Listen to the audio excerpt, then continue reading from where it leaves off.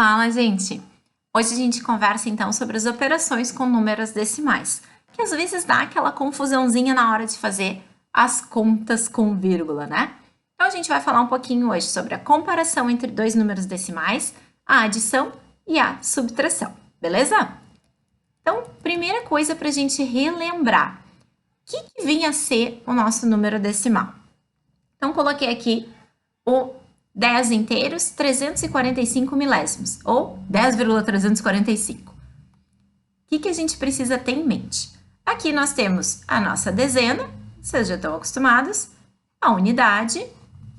Quando nós estamos aqui nas casinhas depois da vírgula, nós temos os décimos, os centésimos,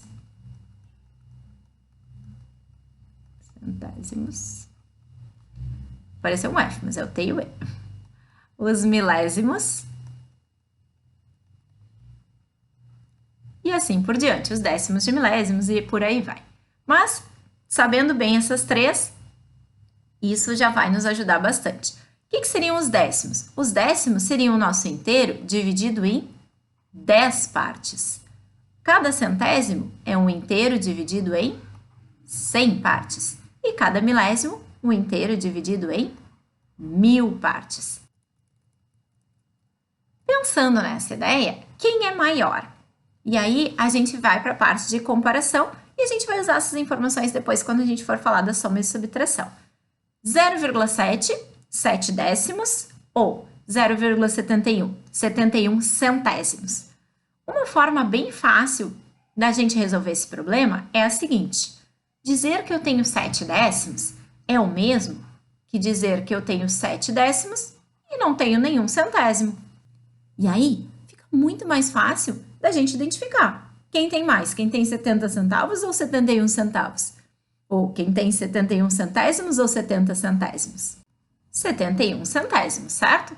Então, 0,71 é maior do que 0,7. 1,3 ou 0,37? De novo, como aqui nós temos duas casas decimais e aqui nós temos apenas uma, eu vou acrescentar a casa dos centésimos, porque isso não interfere no meu numeral. E entre 1 inteiro e 30 centésimos, ou apenas 37 centésimos, quem tem mais? 1,3. Dessa forma, 1,3 é maior que 0,37. Último exemplo, então. 78 milésimos, que agora a gente chegou na casinha dos milésimos, ou 9 décimos. Inclusive, eu não falei sobre a leitura, né? A leitura a gente sempre vai olhar para a nossa última casa. Então, neste caso, esse número é 78 milésimos. Esse número é o 9 décimos. Aqui nós temos, voltando aqui para cima, o 37 centésimos, porque o meu número terminou na casa dos centésimos. Então, eu tenho aqui até os milésimos e aqui eu tenho até os décimos. Então, eu vou acrescentar a casa dos centésimos e a casa dos milésimos, que não altera o meu número, eu continuo tendo 9 décimos. Então, quem é maior? 0,078 ou 0,900? Agora ficou fácil de ver, né? Então, 9, e fiz de azul agora, tem problema. 9 décimos é maior do que 78 milésimos. Queria trazer essa ideia para vocês, até porque a gente vai usar essa ideia de completar com zeros na adição e na subtração. Então, agora parando de enrolar, vamos para a nossa adição. Como eu devo proceder? Vocês lembram que quando a gente fazia adição apenas com inteiros, unidade era embaixo de unidade, dezena embaixo de dezena, centena embaixo de centena e assim por diante? Porque senão a gente ia acabar somando unidade com centena e ia ficar aquela salada? Continua sendo a mesma coisa. Décimo embaixo de décimo, centésimo embaixo de centésimo. Então, no caso aqui, nós temos unidade, temos décimos e temos centésimos.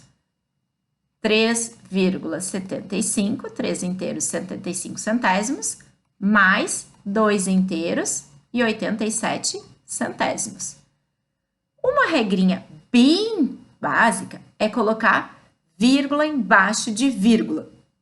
Porque se tu coloca a vírgula uma embaixo da outra, automaticamente os décimos vão se emparelhar, os centésimos, a parte inteira e assim por diante. Então, usando essa regrinha da vírgula embaixo de vírgula, não vai ter erro, tá bom? Mas a explicação é essa, porque isso garante que cada décimo vai ficar embaixo do outro, cada centésimo, milésimo e assim por diante. E a gente vai somar normalmente. 5 mais 7 é 12, sobe 1. 8 mais 7 dá 15, mais 1 dá 16, sobe 1. 3, 4, 5, 6. Como eu tenho vírgula embaixo de vírgula, eu continuo da mesma forma. Então, a minha resposta é 6 inteiros e 62 centésimos. Mais um exemplo.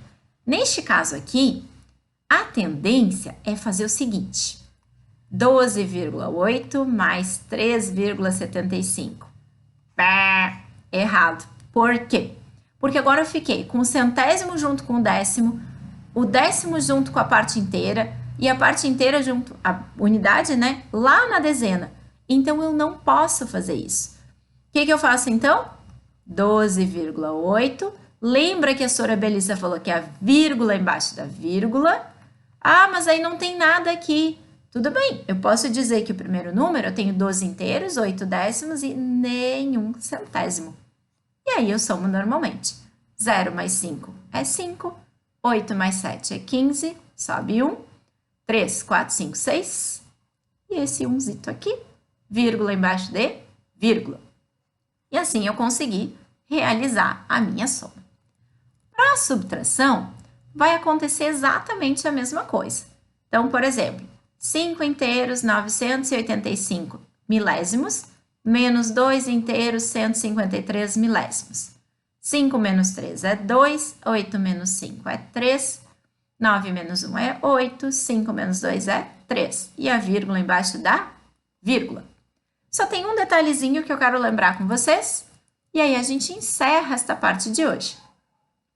Se eu tenho 4 inteiros menos 3 inteiros 785 milésimos, o que eu vou fazer? 4 inteiros é a mesma coisa, e eu posso acrescentar a vírgula, de dizer que eu tenho 4 inteiros, que eu não tenho décimos, que eu não tenho centésimos e que eu não tenho milésimos. Então, eu posso acrescentar os zeros para conseguir fazer a minha subtração. Por que eu escolhi esse número? Justo para lembrar as transformações. Vamos lá? Vamos transformar esse 4 inteiros em 10 décimos. Então, ficam 3 inteiros e 10 décimos.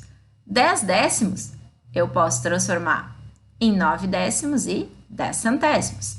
10 centésimos eu posso transformar em 9 centésimos e 10 milésimos. E aí sim, agora a gente termina a nossa subtração. 10 menos 5 é 5, 9 menos 8 é 1, 9 menos 7 é 2, 3 menos 3 é 0.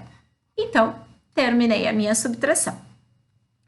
Certo, galera? Então, assim, ó, esqueci tudo da aula de hoje. Lembra duas coisinhas. Primeiro, vírgula embaixo de vírgula para garantir que as casas vão ficar certinhas uma com a outra. Segundo, se precisar completar com algum zero depois da vírgula, isso não vai alterar o teu numeral. Então, faz para conseguir desenvolver o teu cálculo. Beijo, a gente se vê logo mais na multiplicação.